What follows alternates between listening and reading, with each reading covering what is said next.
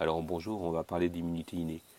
Alors l'immunité innée non spécifique regroupe tous les mécanismes qui constituent les premières lignes de défense naturelle donc contre un agent agresseur. Donc on parle d'immunité innée en opposition à l'immunité adaptative qui fait intervenir de nombreuses cellules. Alors de quoi parle-t-on réellement? Eh bien on parle de ce qu'on appelle également l'immunité naturelle. Elle s'exprime toujours de la même manière, quelle que soit la nature de l'agresseur. Elle ne conserve pas de mémoire, contrairement à l'immunité adaptative. C'est une première ligne de défense naturelle, qui est polyvalente. Elle existe avant tout contact avec l'agent infectieux. Sa mise en œuvre est immédiate et spontanée. Elle est rapide dès l'intrusion de l'élément étranger dans l'organisme. Et quelle que soit la nature de cet organisme, ça peut être un virus, une bactérie, un parasite. Les acteurs principaux de l'immunité, qui constituent cette première ligne de défense, ce sont les barrières naturelles, c'est la réaction inflammatoire, ce sont les phagocytes qui vont participer à l'élimination des agents étrangers, et ce sont les facteurs humoraux, interférons et compléments. Alors parlons d'abord de la peau, qui est une barrière naturelle.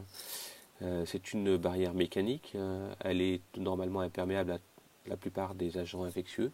Le risque infectieux survient quand cette barrière est lésée, lors d'une piqûre, une plaie, une morsure ou une brûlure. Alors cette peau se desquame quotidiennement et entraîne l'élimination des nombreuses bactéries qui y adhèrent. Alors la peau constitue une barrière chimique également. Le sébum sécrété par les glandes sébacées et la sueur sécrétée par les glandes sudoripares ont une action antifongique et antibactérienne. La peau a un pH de l'ordre de 3 à 5. Ce n'est pas un pH approprié à la croissance de la plupart des micro-organismes.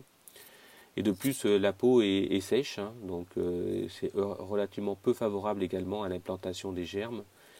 Par ailleurs, la peau présente une flore. Donc il y a une barrière biologique, c'est une flore commensale de la peau. Notamment, il y a, entre autres, Staphylococcus epidermidis, il y a des levures. Et donc, cette flore commensale va défendre son territoire en s'opposant à la plantation des bactéries qui pourraient être virulentes. Alors, la deuxième barrière naturelle, c'est bien entendu la muqueuse. La muqueuse établit une barrière mécanique également. Donc, les mouvements, par exemple, des cils vibratiles qui tapissent l'arbre respiratoire va éliminer la plupart des organismes. La toux et l'éternuement, ce sont des mécanismes réflexes qui permettent d'éliminer en grande partie les organismes qui sont présents au niveau des muqueuses. Donc la muqueuse présente également une barrière chimique. Si on prend les larmes et la salive, ils ont en commun qu'ils contiennent du lysozyme, découvert par Alexander Fleming. Alors le lysozyme est une enzyme qui va détruire les bactéries notamment. Alors le mucus nasal et bronchique va englober les micro-organismes et les cils vibratiles vont faire remonter ce mucus vers les voies aérodigestives et vont être ensuite déglutis pour rejoindre en fait l'estomac où se trouve le suc gastrique.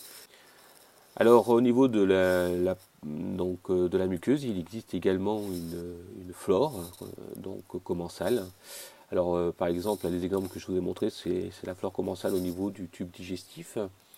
Donc effectivement, cette flore défend son territoire et s'oppose à l'implantation des bactéries virulentes. Alors dans la réaction immunitaire innée, il y a la réaction inflammatoire. Alors les signes d'une réaction inflammatoire, c'est bien entendu la chaleur. Alors la chaleur est associée à l'afflux sanguin, tout comme la rougeur d'ailleurs, qui est associée à l'afflux sanguin. La réaction inflammatoire est associée à la douleur.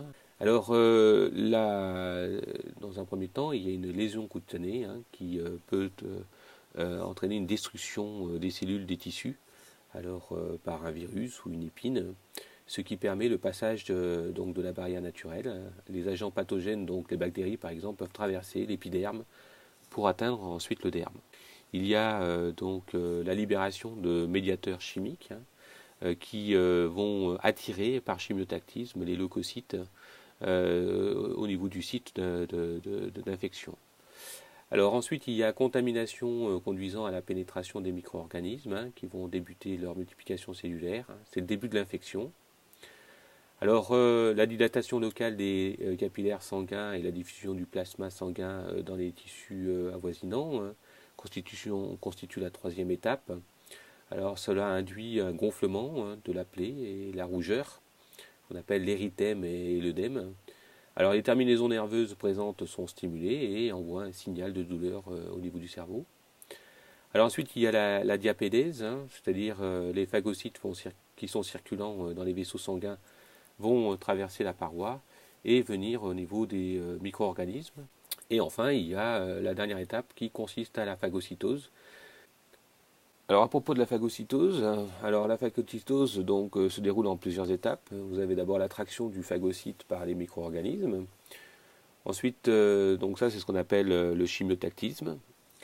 Ensuite, on a l'adhérence des micro-organismes à la surface du phagocyte.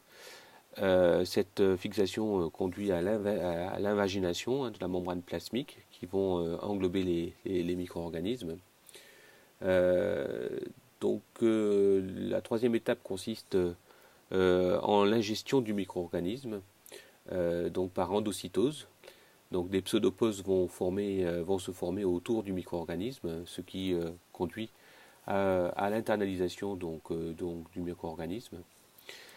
Donc c'est l'ingestion. Alors la quatrième étape consiste en la formation d'un phagolysosome, qui résulte de la fusion du phagosome avec un lysosome. Et donc les lysosomes vont déverser leur enzyme lytique et dégrader ainsi, digérer l'organisme. Et enfin la cinquième étape consiste en la libération des résidus de ces micro-organismes dans le milieu extérieur par exocytose. Voilà.